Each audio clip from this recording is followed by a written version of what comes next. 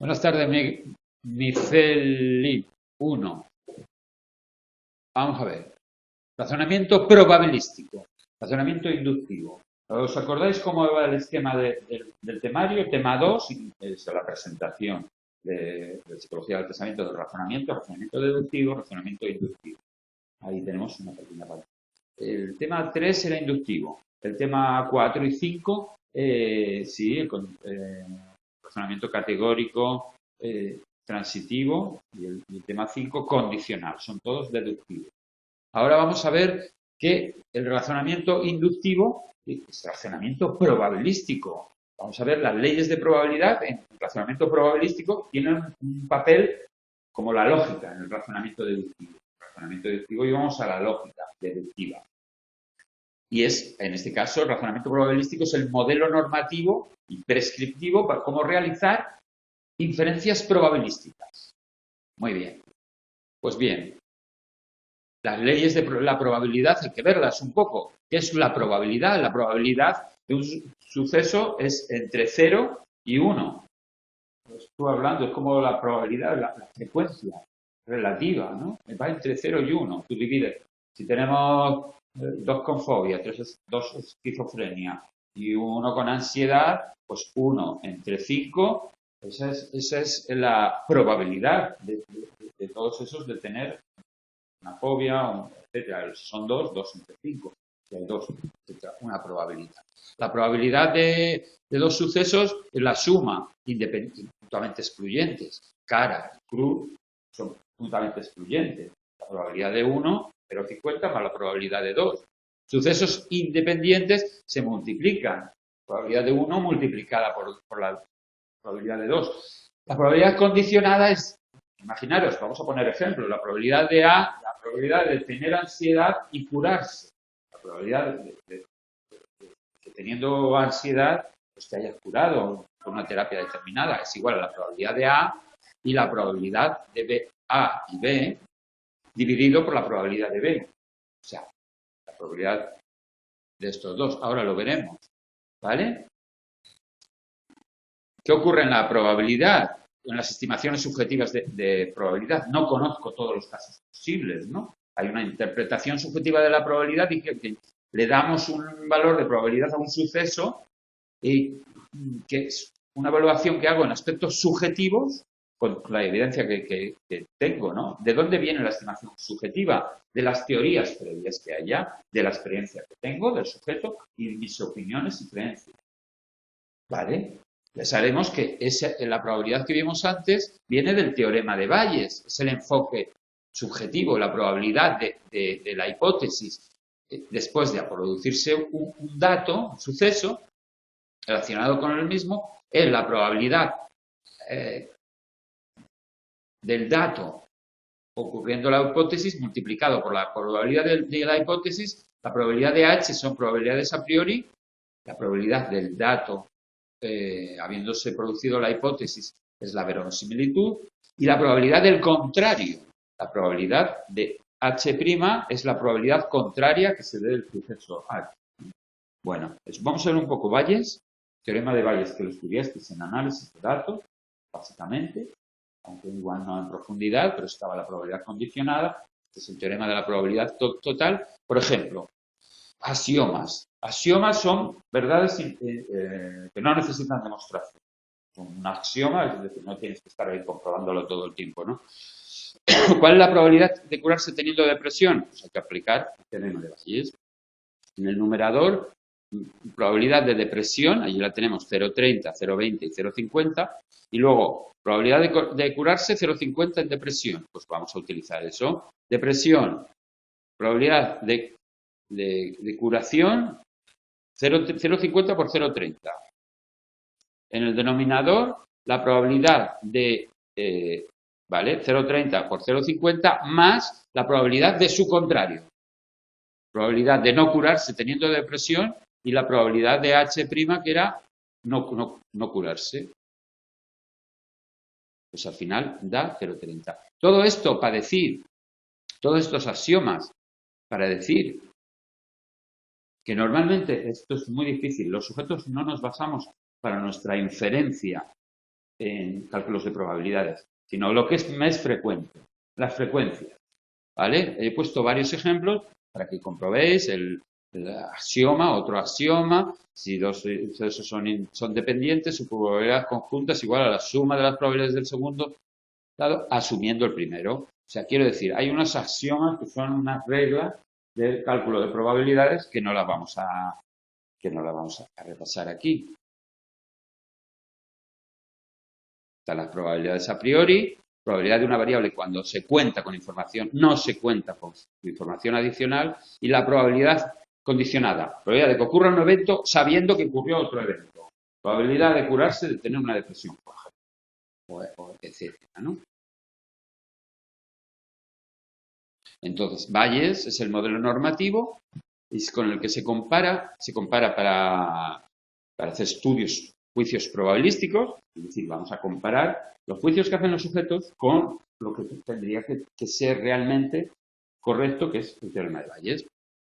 Y permite hallar probabilidades a posteriori, probabilidad condicional inversa y las probabilidades condicionadas.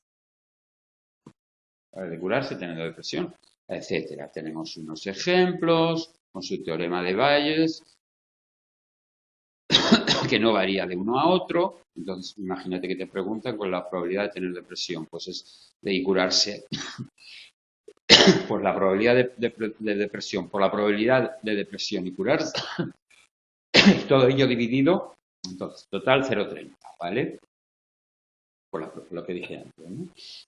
Entonces, si tenemos las frecuencias absolutas, o sea, las marginales, lo podemos hacer, es más fácil.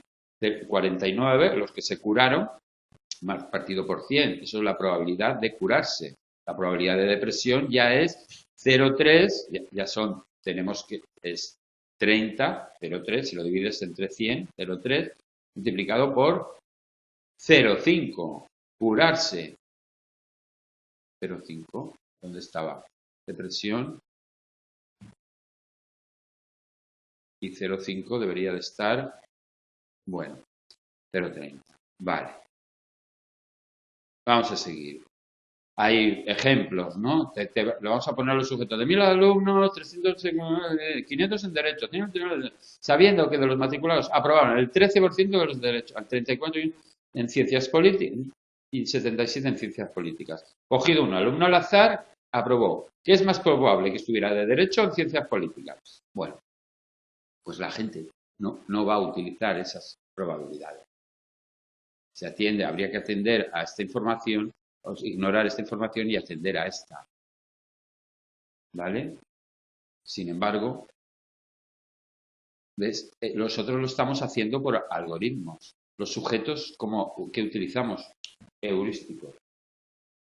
¿Qué es un algoritmo y un heurístico? ¿Vale?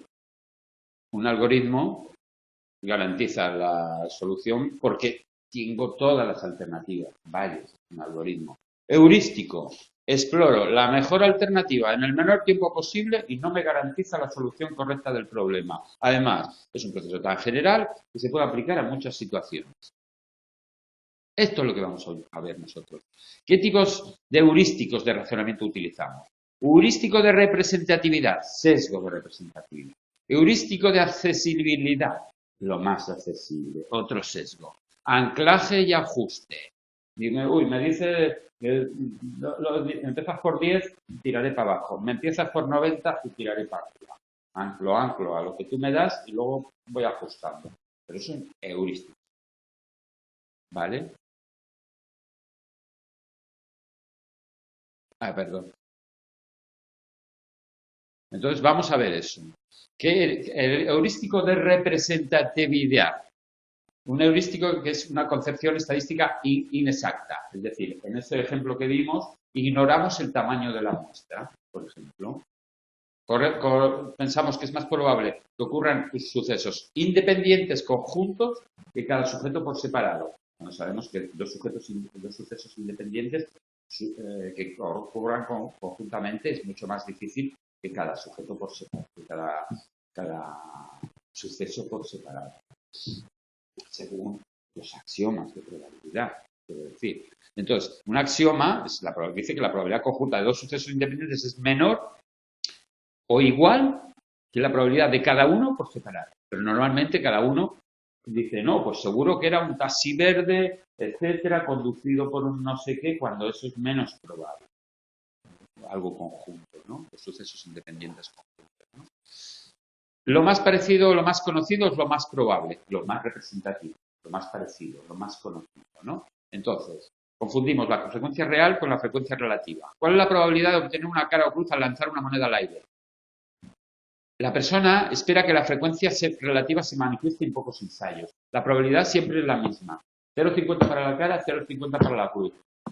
Sea el ensayo 1 o sea el ensayo 50. Es la misma. No tiene que ver con que en el anterior ensayo haya salido cara o haya salido cruz.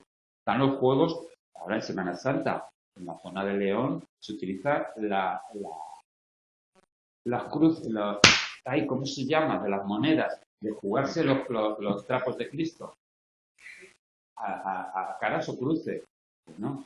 Ahí tienes la falacia de los jugadores que cree que falacia del jugador espera que se manifieste la frecuencia relativa. Llevamos tantos ensayos que te han salido caras. Pues ahora seguro cruz. Y no se rige por eso. O sea, la probabilidad es independiente de la anterior, no está relacionada con... Vale, continuamos. Un grupo de psicólogos ha entrevistado... A ver, no os lo leo todo, porque además me gustaría llegar al final del tema, cosa que no me ocurre normalmente.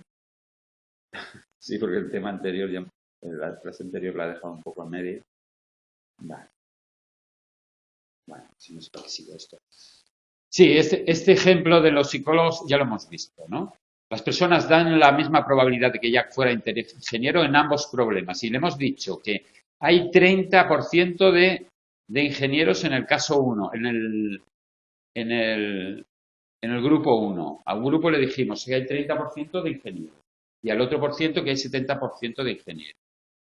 Y a los dos les preguntamos cuál es la probabilidad de que Jack fuera ingeniero. Pues los sujetos ignoraban las probabilidades anteriores de los dos.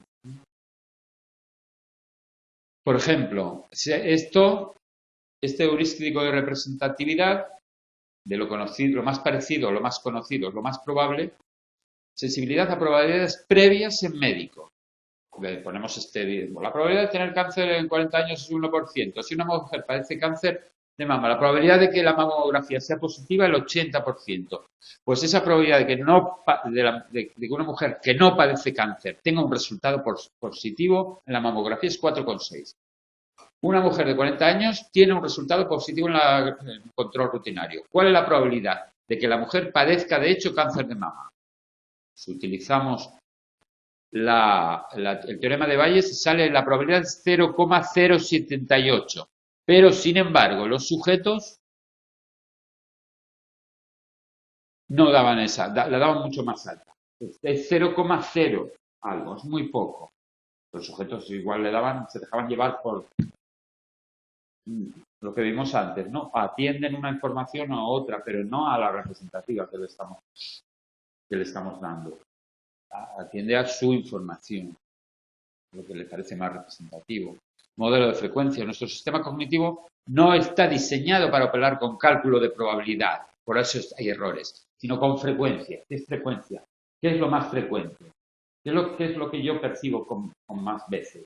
Lo más frecuente es lo que yo digo, pues esto yo lo he visto 1000 veces, esto es así. Pues para mí será así. Otra, bueno, seguimos con lo mismo. Insensibilidad a la capacidad predictiva del dato. Llega un estudiante al instituto que el orientador ha dicho es inteligente, buena base, trabajador. Le vamos a hacer dos preguntas. ¿Qué impresión te produce esta descripción? Una evaluación en relación a la habilidad académica del grupo. Evalúa al estudiante. Predicción. ¿Cuál estimas qué nota sacará el estudiante cuando termine el curso? Pues la hipótesis de representatividad dice que coincidirán la evaluación y la predicción. Lo mismo, lo de los hospitales. Aunque le demos los datos, cada año registro los días en que más de un 60% de los nacidos eran niños. Si hay... vale. No, es que ni lo he hecho. Vale, pero vamos a ver la representatividad. La falacia del jugador, lo de la moneda. Han salido todo caras. ¿Qué probabilidad hay que salga cara en la próxima tirada? Pues seguramente dirá, hay más probabilidad de que salga cruz. Pues sabemos que la falacia del jugador no lo sabemos, es la misma. Se mantiene constante la probabilidad. Pueden ser 50 caras y 51. Vamos, aquí lo mismo, pero tenemos a Linda. Y hemos puesto todo esto, pero es la falacia de conjunción, porque todos pensaban que era H, cajera de banco, en un banco y feminista. Le hemos dado una información, licenciada en filosofía, comprometida, participada en manifestaciones antinucleares, etcétera, y me tienes que decir, dar un valor del 1 al 8, ¿cuál te parece más probable de todas esas letras? Y era poco probable que fuera cajera de banco y era más probable que fuera feminista, pero la más probable, cajera de banco y feminista. A ver, no sabemos si Linda era cajera o no, nos da igual, ¿no? Bueno. Heurístico de accesibilidad, lo más accesible, lo que me viene a la mente, ¿vale? Se suele utilizar para estimar frecuencias. La información más frecuente está más disponible y la puedo recuperar más fácilmente. Se dan aquí en este heurístico 4 sesgos. Facilidad de recuperación, me acuerdo fácilmente, me viene a la mente. Debido a puedo construir ejemplos fácilmente. Imaginar situaciones, puedo imaginar situaciones porque es muy accesible. Y correlación ilusoria. Uy, como me viene accesiblemente una persona, por ejemplo, inmigrante, y he oído que los inmigrantes cometen más delitos. Hay una correlación ilusoria. Más probable que esta persona, por ejemplo, ¿no? Es exactamente lo más accesible, la información que tienes, las actitudes que tienes sobre algo, se te manifiestan en todo, ¿no? Entonces, accesibilidad o disponibilidad. Lo que es más llamativo, más saliente o mejor recordado es más probable. Porque lo recuerdo mejor. Listas de nombres famosos. Coño, pues todos los que dicen, no dice Pepe, Manuel, Juan, no. Dicen Ronaldo, Messi, no sé qué. Saliencia, una información impactante. Ha habido un accidente de avión. ¿Te acuerdas más del accidente de avión? Hay más accidentes en coche, en aviones. Hay más gente diariamente en coches que en aviones. Pero sesgo, debido a la facilidad de construir ejemplos. ¿Qué es más frecuente, más probable? ¿Palabras que empiezan con R o palabras que tienen la R como tercera letra? Tú te acordarás, pondrás ejemplos que empiezan con R más fácilmente que con la R en la tercera letra. Construirás ejemplos más accesibles, más disponibles para ti. Poneros a buscar una palabra con una R en la tercera letra. Renegado no me sale. Etcétera. Sesgo debido a la facilidad para imaginar situaciones. Si no es accesible, imaginaré situaciones que recuerdo. Sesgo egocéntrico, mis opiniones personales. Sesgo retrospectivo. ¿Conozco el resultado? La probabilidad de un suceso aumenta cuando se conoce el resultado. Correlación ilusoria. Se produce como resultado de la sobreestimación de la correlación entre dos acontecimientos o elementos distintos. Es origen de supersticiones, creencias mágicas, efecto de halo. Tiene algo negativo, le pongo más. Tiene algo positivo, le pongo más. Eso es el efecto halo. ¿Vale? A los famosos y estos que no tienen algo positivo, le pongo más. A los tal, por ejemplo, sobreestimar la correlación entre cometer delitos y pertenecer a un grupo minoritario contribuye a generar estereotipos negativos sobre los grupos. Básicamente, ¿veis? Ilusión de control. Se sobreestima la correlación entre la conducta y sus consecuencias. En los juegos de azar, yo controlo esto, no, he hecho 5 monedas y ya está. Perfecto, no pasa nada. Esto lo llevo, yo sé que esta máquina, está caliente la máquina, está caliente ya. Le doy, pues está ahí el sesgo de humanizar a los objetos, a las máquinas. Anda, guapa, hablas con ella, no hablas con tu mujer y hablas con ella, bueno, Vale. Heurística de accesibilidad. ¿Vale? Sesgos. Sesgo debido a la facilidad de recuperación. Estamos en lo mismo, ¿eh? Aquí, yo soy machacón. Como recuperamos palabras mejor por su letra inicial, ya tengo. Sesgo debido a facilidad de construir ejemplos, de imaginar situaciones. Correlación ilusoria. Son los mismos. No pasa nada. Repetimos. Ya, heurísticos del prototipo. Aquí ya entramos con una teoría que integra o sea, intenta explicar los dos heurísticos, la representatividad y la accesibilidad. Sustituimos la categoría por un ejemplar prototípico y la probabilidad de pertenencia a la categoría por semejanza con el prototipo. Kahneman y Frederick.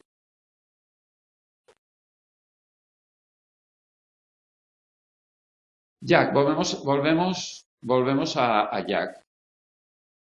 Queríamos decir una condición si era por 70% de ingenieros y 70% de abogados. Le preguntábamos que le dieran una probabilidad. Pues sí, ignoraron las probabilidades a priori dadas en el enunciado. A ver qué dicen estos señores. La teoría dice que estimar la probabilidad de pertenencia a una categoría varía con las probabilidades a priori de la categoría, en este ejemplo. Bien, sustituimos la categoría por el prototipo.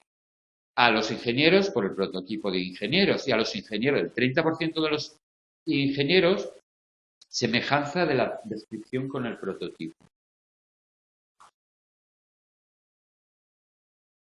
Heurístico de accesibilidad, lo que hemos visto. Heurístico del prototipo. La información más accesible depende de la evaluación que hacemos a posteriori, retrospectiva, de una experiencia que tiene valor afectivo.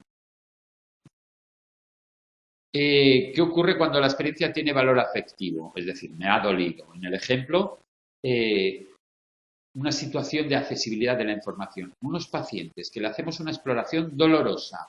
Los picos de dolor, si son los moderados, el paciente ve que el pico de dolor fue moderado, fue bajando, aunque globalmente el dolor informado fue mayor, el paciente decía que había sido menos doloroso.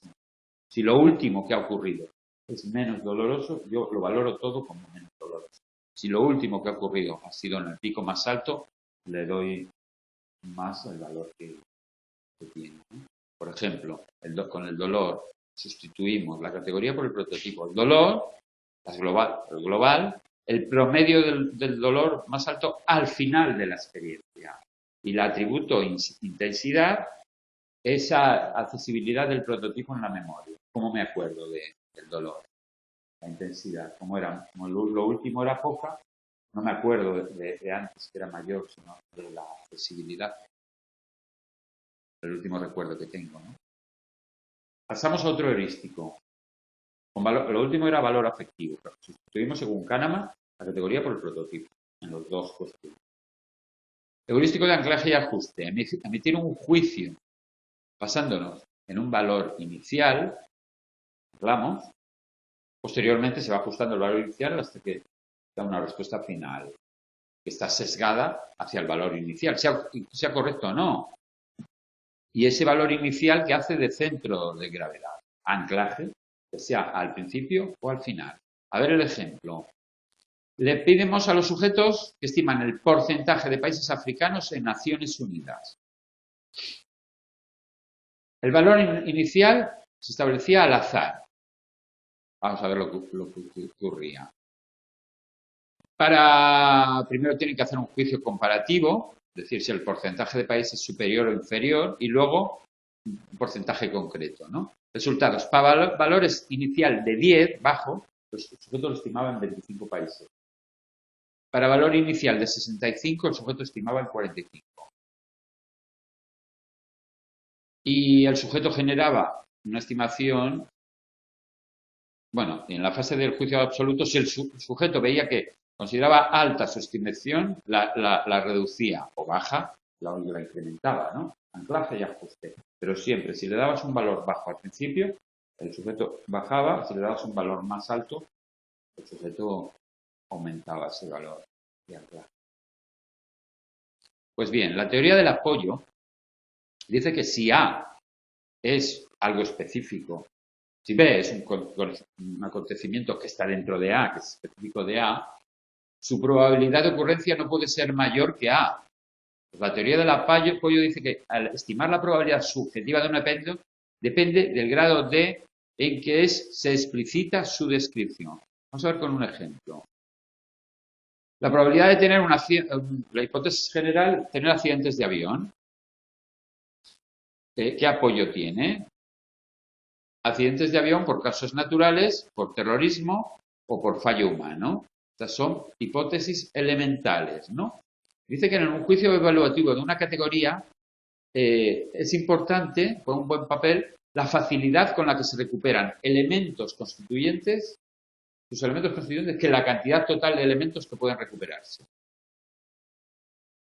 Aquí entra la facilidad de recuperar información, de construir ejemplos, de imaginar situaciones que son derivadas de la aplicación del heurístico de accesibilidad, que explica el sesgo en el estudio de las frecuencias relativas de ejemplares de una categoría. Suelta. En la estimación de frecuencias de ejemplares de una categoría. Y entramos a la teoría de los modelos mentales. La teoría de los modelos mentales da un marco explicativo unitario, tanto para la deducción como la inducción. Esta teoría la vimos en el juicio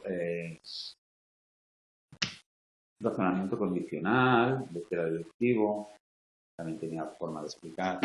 La teoría de los modelos mentales viene a decir que si tú, depende de los modelos mentales que te hagas, el razonamiento será más difícil o más sencillo. Lo hablábamos en deductivo. Pero aquí dice que incluimos la deducción y la inducción, ¿no? Dice que las conclusiones probabilísticas son el resultado de inferencia deductiva e inductiva. Ambos. Los individuos razonan construyendo un modelo de la situación descrita en las premisas.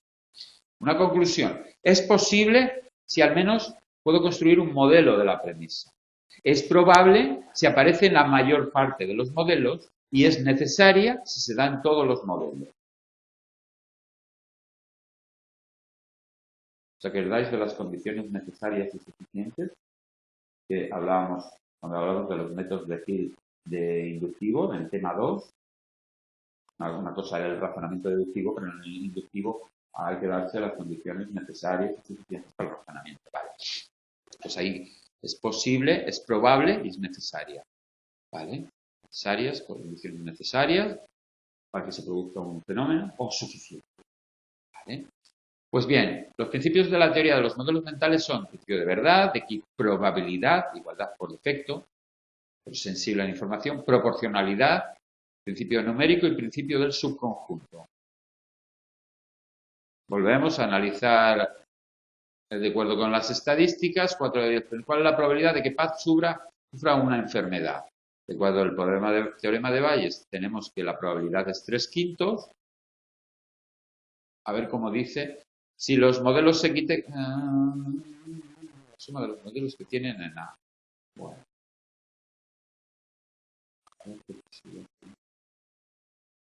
Principio del subconjunto. ¿Qué principios teníamos allí arriba? ¿Os acordáis? A ver qué principios estamos haciendo. Principio del subconjunto. Principio de proporcional. Vamos a aplicar todos. La teoría de los modelos mentales está viendo a ver cuál de estos principios vamos a aplicar, ¿no? El principio del subconjunto dice que la probabilidad de A condicionada a B es igual a la suma de los modelos de A que contengan de los modelos que contengan a A y a B, 3, y dividido por todos los modelos que contengan a B, 5. 3/5 sería 3/5. Vale, pues según la teoría de los modelos mentales, el principio del subconjunto es más fácil de aplicar cuando los problemas se plantean en términos numéricos sencillos, frecuencias, que en términos probabilísticos. Según la hipótesis de los conjuntos anidados, esa facilitación se debe a que al presentar los datos en frecuencias, facilita el establecimiento de las relaciones inclusivas. Números sencillos, frecuencias, no en probabilidades. O sea, si te lo planteo en probabilidades, yo no sé calcular en probabilidades. Frecuencias sencillas, sí. Porque va con una el cálculo fácil. Hipótesis de los conjuntos anidados. Si las personas que están en la enfermedad son aquí, las personas que tienen el síntoma y todas las otras posibilidades están fuera, la probabilidad es más pequeña, ¿no? Fuman, de ahí dice hombre y mujer. Fuman, pues 6 hombres, o sea, 6 partido por 11 de los hombres, 6 y 5, 11, fuman 6 onceavos, 0,55, según la hipótesis de los conjuntos anidados. Ya pasamos al juicio probabilístico y calibración. Es decir, te voy a preguntar un juicio probabilístico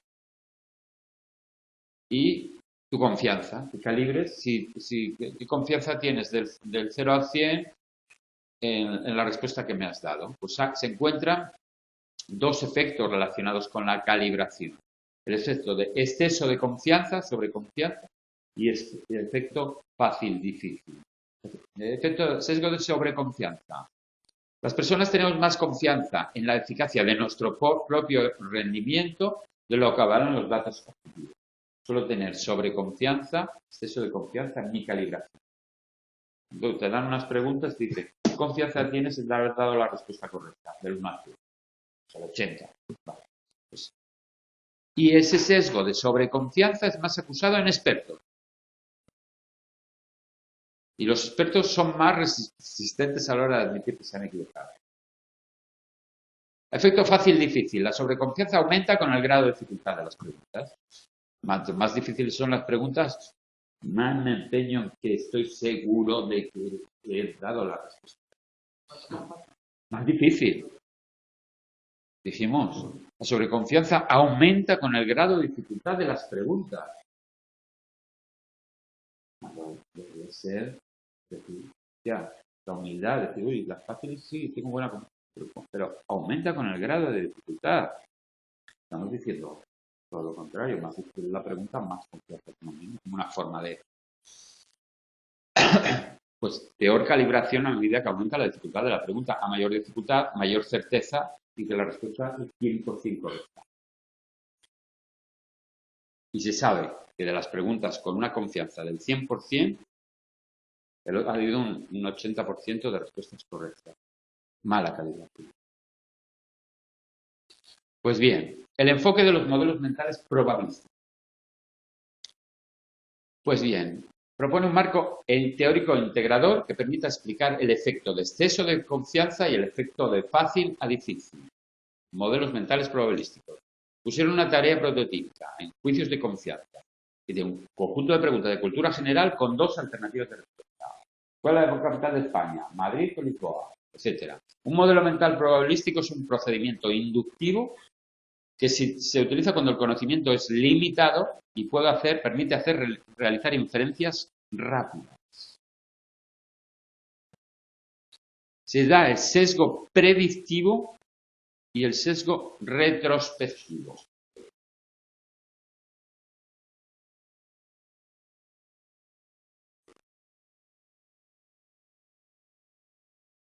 Sesgo predictivo. Sesgo de sobreconfianza. Bueno, esto ya lo he dicho allí, ¿no? Espera, a ver. Sesgo retrospectivo. Sesgo predictivo. Claro, es un juicio de calibración. Estoy prediciendo qué confianza tienes en tu respuesta. Estoy prediciendo algo, ¿no? Pues es más acusado en experto y obedece a la ilusión de validez, que es como un paralelismo entre la ilusión cognitiva y la ilusión perceptiva de Müller-Lyer. Percepción, no me acuerdo qué era esto. La ilusión perceptiva de Müller-Lyer. La confianza subjetiva se sustenta en la falacia narrativa. Buscar un sentido al mundo que nos rodea y una coherencia en los hechos que se suceden. Bien, pues el sesgo retrospectivo, revisar y estructurar nuestra concepción sobre unos hechos del pasado, si la evidencia disponible la contradice, es un sesgo muy robusto, demostrado en todas las etapas de la vida, o sea, en niños también. Vamos a ver. Experimento de Blaine y Fisher. Les pidió a un grupo de sujetos que predijeran el porcentaje de votos que obtendrían los distintos partidos políticos a las elecciones al Parlamento alemán y que recordaran dichas predicciones.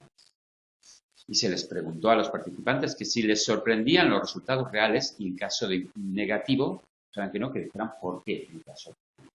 Resultados. Los participantes recordaron unos porcentajes que diferían significativamente con los que posteriormente tuvieron lugar. La mitad de los participantes no sorprendidos con el resultado afirmaban que coincidía con su predicción inicial. La otra mitad de los no sorprendidos afirmaron que los resultados podían haber sido de otra manera y argumentaban la necesidad del resultado. Siempre justificamos nuestra forma de ver. ¿Qué componentes hay aquí en este sesgo retrospectivo? Impresión de necesidad. El grado en que el resultado de un acontecimiento se percibe como determinante causalmente. No podría haber pasado de esa manera. Mirad para atrás y dice, la guerra del Golfo es inevitable, por ejemplo, ¿no? Impresión de predictibilidad. Yo sabía yo que asumen las percepciones de los juicios, las percepciones y juicios coherentes con el hecho de que los resultados podrían haberse anticipado, o podríamos haber predicho. Siempre sube que iba a ocurrir eso. Estamos con un sesgo retrospectivo, ¿no? Distorsiones de la memoria. El recuerdo erróneo de que sus predicciones estuvieran más cerca del resultado de lo que de hecho estuvieron. El sujeto había predicho una cosa, que ha dicho que pasaría una cosa, pero eso no. Y Kahneman acuñó el término de ilusión de validez. ¿Por qué? Porque la confianza de los juicios no se afecta por la estadística ni conocimiento de la poca veracidad que tienen las predicciones. Cuando hay una impresión convincente entra en conflicto con nuestro conocimiento, la impresión general prevalece.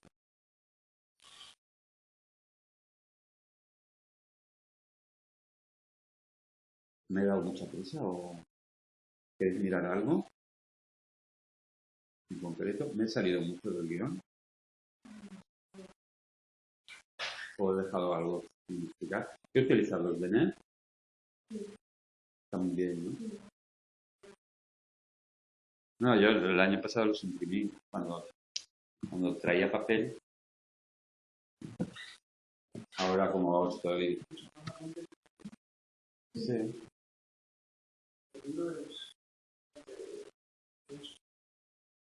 Me echa un ojo. ¿Quieres hablar de algo más?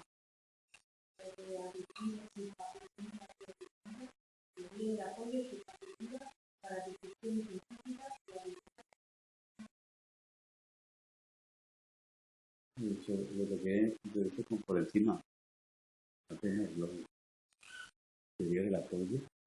Lo de desempaquetar una distinción implícita es mayor en el modo de escribir.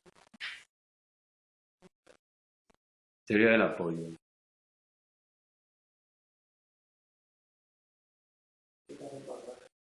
¿Eh? Defender más de 130.000. Mira, esto que dice el juicio probabilístico humano, el todo es menor que la suma de sus partes. Eso no entiendo dónde dice. ¿En la teoría del apoyo? Sí, el todo es menor que la suma de sus partes.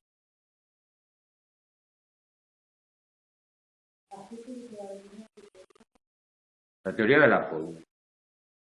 Si B es un acontecimiento específico de A, B es menor que A, su probabilidad de ocurrencia no puede ser mayor que A.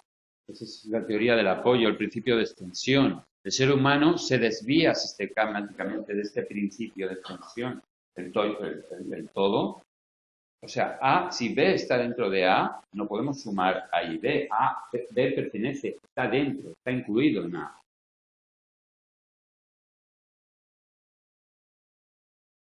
No, yo no traje aquí el libro para mirar bien esto, pero la teoría del apoyo continúa diciendo que al evaluar una categoría, la categoría de probabilidad de tener un accidente de avión, la hipótesis general, ¿no?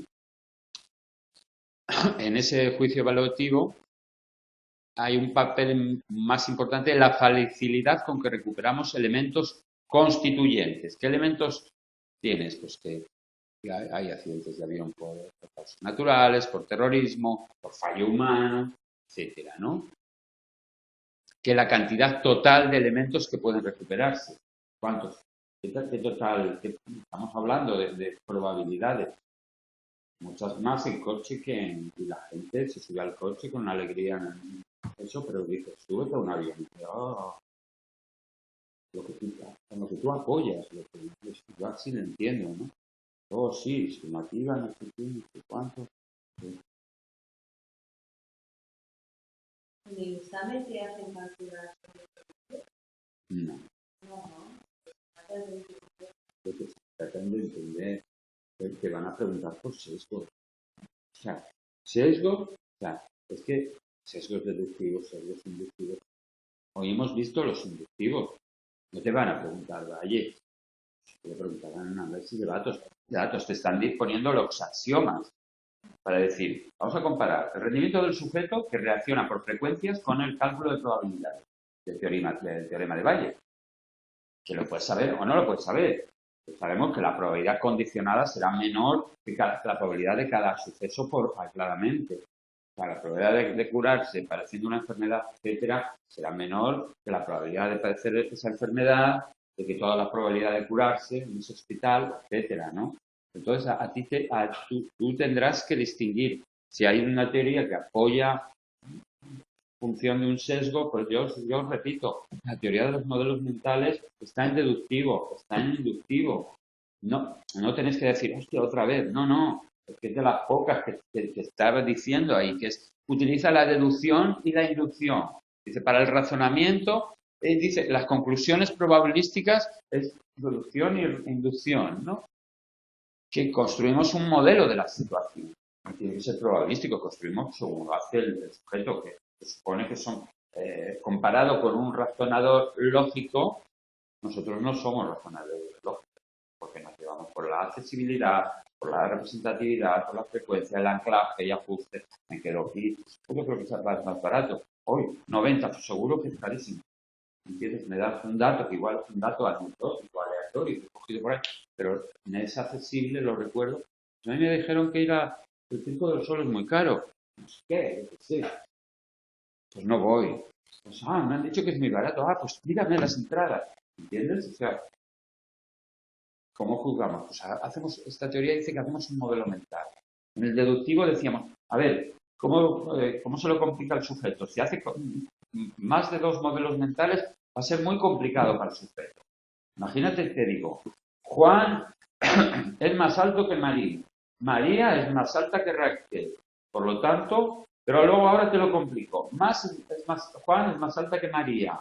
Raquel es más baja que Juan. ¿Cuántos modelos mentales tengo que hacer ahí? ¡Mogollón! Tengo que darle la vuelta en mi cabeza. No es. Lo estudiamos en el razonamiento transitivo. ¿Vale? Deductivo, transitivo.